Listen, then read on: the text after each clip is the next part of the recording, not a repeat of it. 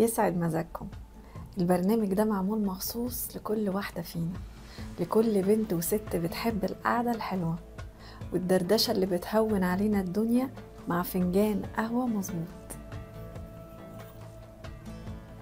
عارفين لما بنقعد مع أصحابنا أو أهلنا أو حتى لوحدنا قدام فنجان القهوة كده ونسرح في الدنيا، أوقات بتحسي إنك محتاجة كلام بسيط ودافي عشان تقدري تكملي يومك بروقان، وده اللي هيحصل هنا.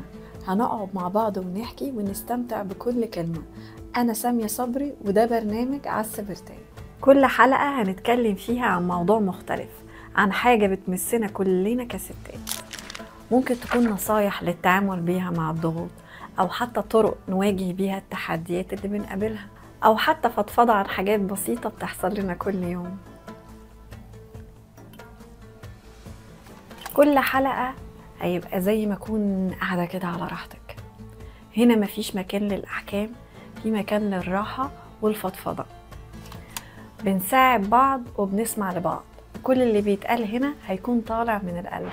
استنوني في كل حلقة. كل فنجان قهوة هنشربه سوا مع بعض هيكون ليه قصة ومشوار جديد من الكلام الحلو والفضفضة اللي بتفرح القلب. خلي فنجان قهوتك دايما جاهز، ويلا نبدأ مشوارنا سوا عالسبرتاي.